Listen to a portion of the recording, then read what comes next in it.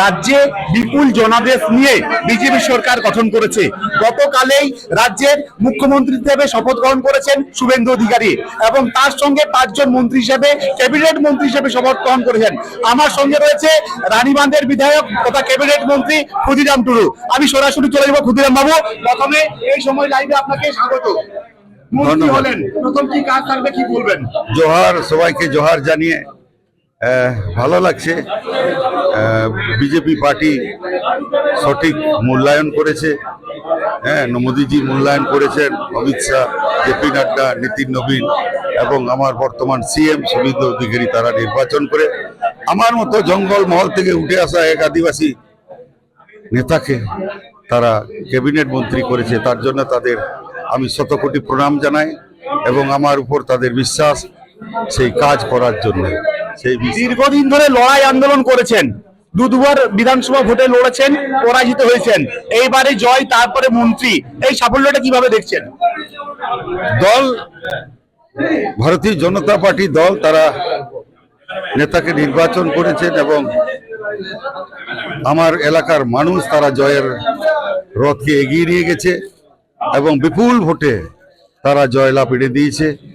আগামী দিনে আমি তাদের অবশ্যই উন্নয়ন আমি করব। মূলত প্রথম কাজ কি থাকবে আপনার? পানীয় জলের যে সমস্যা আছে আমার বিধানসভায়, আমি যেটা আমার 20টি অঞ্চল আমি ঘুরে দেখেছি, সে প্রথম কাজ হবে পানীয় জলের সমস্যাটাকে সমাধান। প্রাক্তন মুখ্যমন্ত্রী তিনি বারে বারে জঙ্গলমহলে এলে বলতেন যে জঙ্গলমহলে অভূতপূর্ব উন্নয়ন হয়েছে, কি উন্নয়ন দেখতে পেয়েছেন আপনারা? হ্যাঁ, জঙ্গলমহল উনি বলে জঙ্গলে এলে জঙ্গল হাসছে, উন্নয়ন হয়েছে। উন্নয়ন অবশ্যই হয়েছে, অবশ্যই হাসছে জঙ্গলমহল। সেটা টিএমসির নেতারা হাসছে, টিএমসির মন্ত্রী হাসছে, পঞ্চায়েতের টিএমসি যারা আছে তারা হাসছে।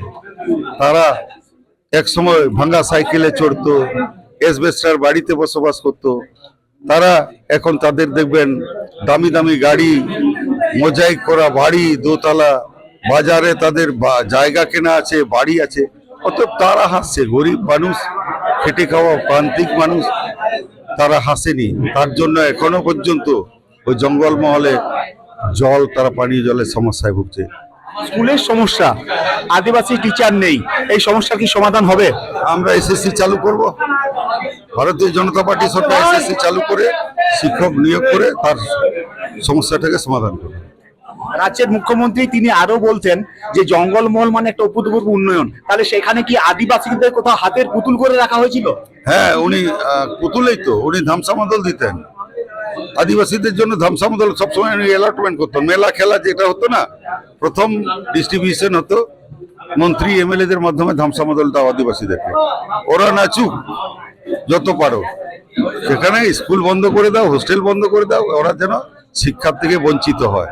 কিন্তু ভারতীয় জনতা পার্টি সরকার বিকাশ চায়, সবকা সাথ সবকা বিকাশ, এই মন্ত্র দিয়ে আমরা এগিয়ে যাচ্ছি। এক সার্টিফিকেট একটা আদিবাসী অর্থাৎ জঙ্গলমহলে বিরাট ইস্যু হয়েছিল, এখানে বিভিন্ন রকম আধিকারিকরাও যুক্ত ছিলেন, সেই ফেক ইস্যু সমাধানে কি লড়বেন?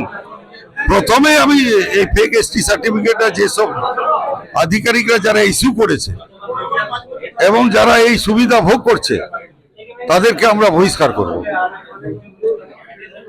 জঙ্গলমহলের নেতা অর্থাৎ ক্যাবিনেট মন্ত্রী ক্ষুদিরাম টুডু তিনি জানিয়েছিলেন জঙ্গলমহলের অভূতপূর্ব উন্নয়ন হবে এবং আদিবাসী সমাজের সঙ্গে তিনি থাকবেন।